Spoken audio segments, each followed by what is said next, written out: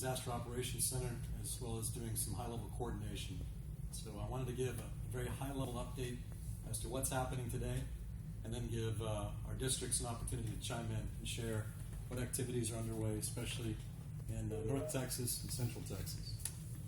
So we are getting more and more organized with each passing hour, and really appreciate the great efforts of the team coming together.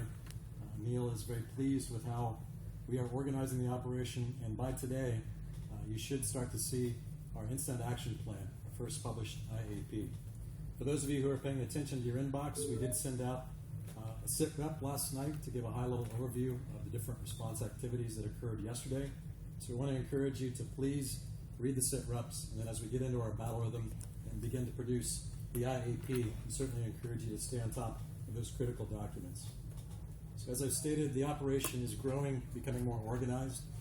More and more staff are arriving here at the DRO headquarters in Houston, and staffing requests are flowing quite nicely. We have a threat for continuing rains here today, especially in the greater Houston metro area, as well as near Dallas. So we're watching the rain events as they slide through the state. So please help us keep an eye on the weather. We've got a lot of activity underway here in the greater Houston metro area, so I'll be concentrating a lot of the brief out this morning on that center of gravity, and then I'll turn things over to John and Leslie for their brief outs. Related to the greater Houston metro area and the counties here in Southeast, we're really focused on the rain events that could be coming into Houston today.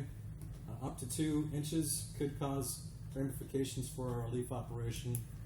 There's a particular area that we're focusing on northwest Houston, especially near the Cypress area and Ponderosa area.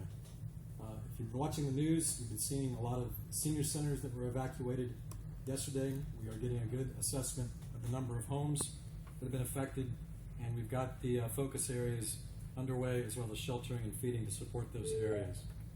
Got a lot of activity with meetings with emergency management, as well as elected officials, and I feel that the EOC presence is strong enough, not only in Austin, the state EOC, but also in the field to keep us informed. This afternoon, there are 2 community meetings that are scheduled here in the greater Houston metro area, attended by the mayor and the mayor's staff. We will have Red Cross presence at those meetings, and we'll obviously get a good sense as to the community needs as they're expressed to the mayor and staff. I've got a lot of great things happening on the media front, as well as fundraising, not only here in Houston, but across the state. So hats off to the external relations team for keeping our story in the forefront of people's minds. Let me shift gears for a second and talk about what will be in the Incident Action Plan as our priorities for the day. Obviously, we'll stay focused on sheltering, feeding, disaster assessment, and a push for bulk distribution that will begin today, including support for health, mental health, and all the external relations functions that make these operational activities possible. We've also got staff safety as a concern today, as the weather events slide into the state, additional flooding potential. Our workforce safety is our number one priority. We will not put staff in harm's way. And as a consequence of the threat of moving people in severe weather, we've made arrangements here in Houston anyway to move staff with emergency management support. The sheltering and feeding side of the house, I'll focus on that for a second, a little more detail. The sheltering numbers overnight did begin to trend downward. The shelter reports are somewhat incomplete. We're still working with our independent shelters, the non-Red Cross managed sites, to get some good counts underway. And as we get those counts, we'll begin to continue to paint the sheltering picture. We could see a sheltering spike as a consequence of the rainfall today, supposing to hit the Houston metro area between 12 and 2 o'clock. As I mentioned earlier, the Cypress and Spring Creek area on the northwest side of town is a big area we're focusing on. It's about a 30-mile stretch, and we're watching the National Weather Service also for the possibility of storms coming through southeast Texas tomorrow around 1 p.m. Obviously, less rain is better. It'll bring down the bayous. We'll be watching that consequence, but we're planning for the worst-case scenario of more rain. We have a lot of forward planning activities underway with Harris County and the City Emergency Management. Our strategy includes rallying around the Humble Civic Center and community. We're targeting work with emergency management, the Humble Civic Center as a potential mega shelter location. That site has the capability to hold up to 4,000 individuals, and we think that within the other sheltering and resources that we can accommodate an additional 1,000 individuals. So we are planning for the potential of up to 20,000 residents being affected in the Cypress Springs area along that 30-mile stretch with a 5,000 person sheltering planning assumption. So Humble in that area will be a big focus today. A lot of coordination efforts will help us get through it. We're also looking at the possibility of impassable roads mentioned earlier in our limits of moving folks. As I stated, we'll have emergency management partnerships available to help us get staff moved safely. Through the mega shelter planning assumption, the Red Cross would take on the dormitory management element of the unified command structure. That's an important part of our plan. And along with sheltering, we're looking at supporting feeding. 12,000 heater meals have been ordered and pre-positioned. We've got in the Southern Baptist Convention a mobile kitchen site that's being established in Humble today. We hope to see the first hot meals coming off that mobile kitchen sometime this afternoon. Looking ahead, we're looking at service delivery extensions, bulk pushes, bulk distribution of supply. We'll start with herbs today. We won't be utilizing points of distribution of pods until the weather passes, so you should see more herbs out in communities, pushing resources to communities that need. We also are trying to be mindful of other communities outside of the greater Houston metro area. So we need your help keeping an eye on those sites as we focus on Houston today, and we want to make sure that good service delivery and planning is occurring in those communities as well. On the disaster assessment side of the house, we'll be leveraging techniques with emergency management to try to obtain disaster assessment information in non-traditional ways.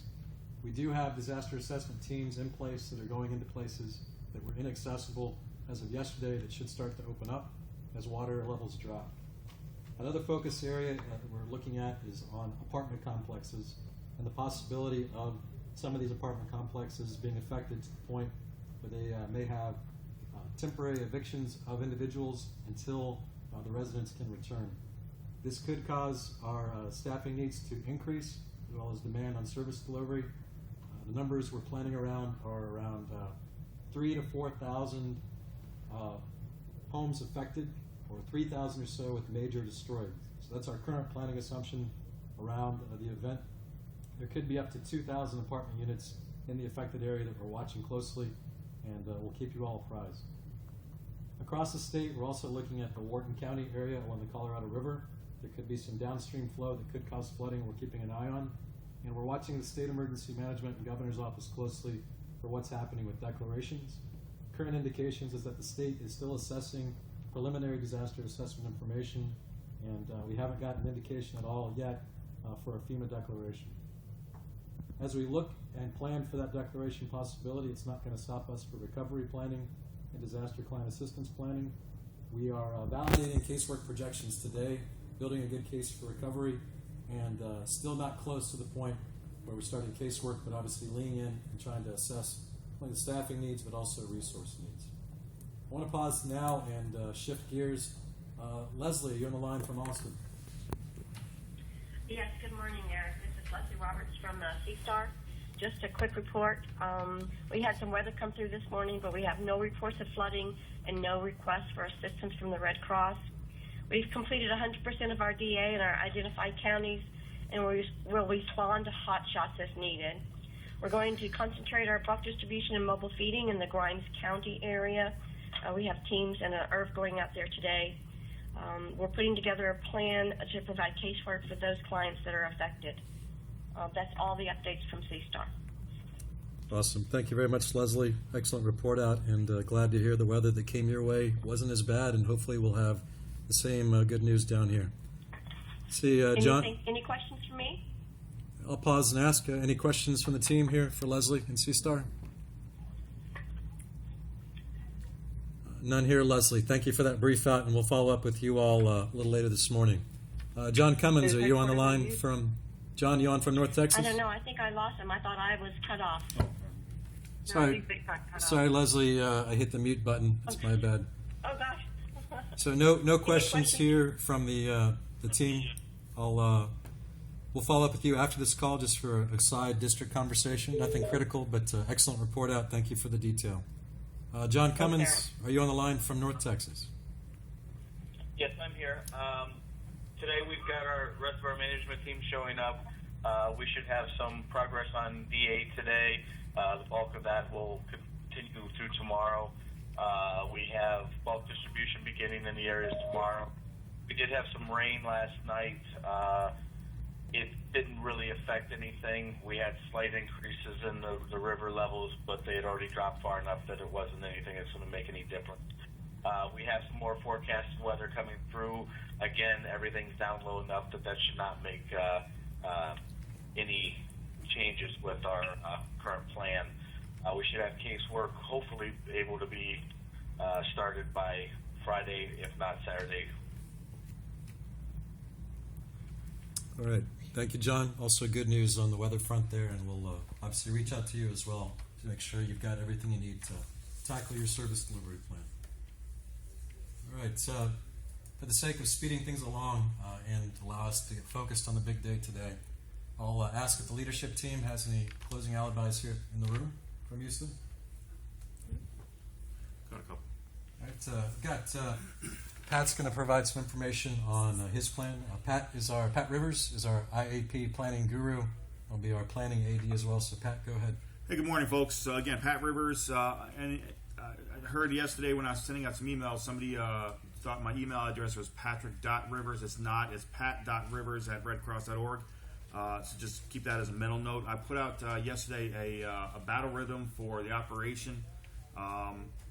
Again, it's a fluid situation, so this times may change as we move along. But I like to get something on paper, and if you did not get that, please send me a quick note and let me know, and we'll get that down to you as quickly as we can. The IAP process, again, as was mentioned, will start today. We'll have a series of meetings, so it's important you get that battle rhythm out and understand what we're looking at. So we'll have a series of meetings starting at with this one here, and then your operational planning worksheets are due to us at planning by 12:30. So we can expect the sit rep will come out again tonight, and the IAP will come out tonight, and we'll get rolling on a steady planning process for deliver planning on what we should be getting done here. So if you need anything, please don't hesitate to call planning. My cell phone number is for if you got a pen ready, it's 774-502-0555. If you got any questions at all, please give me a call. Very good. Thank you, Pat. And as a reminder, we did add onto the schedule for any of you who are relationship managers doing anything across the state. That includes chapter executives, board members, folks who are quasi-engaged with this relief operation with any type of external relations role. We'll have a 10 o'clock call this morning to get on that rhythm to allow us to get our storytellers and relationship managers up to speed. A large part of that call will be an exact repeat of what's been covered this morning, but it also allows for Q&A from the external relations management teams to empower them to help us not only raise money, but get the story out there. So encourage folks to jump on that 10 o'clock call if you're a relationship manager on the operation, and they'll be happy to get you up to speed. So help us share that word. That's all we have here from the DRO headquarters. I want to ask if anybody has any questions on the line.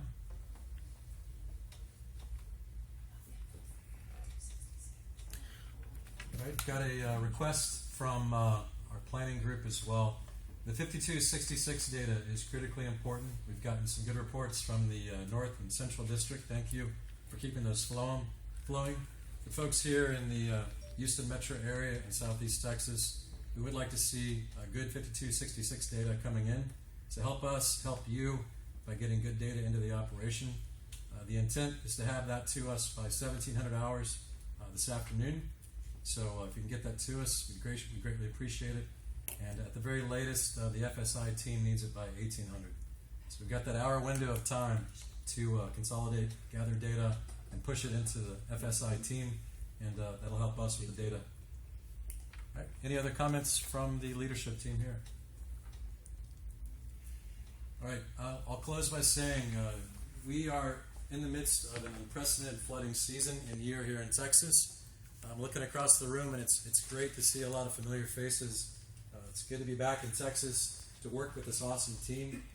You all, I know, are probably a little tired at this point in time. In fact, we are, even those the folks who are coming in from outside of Texas.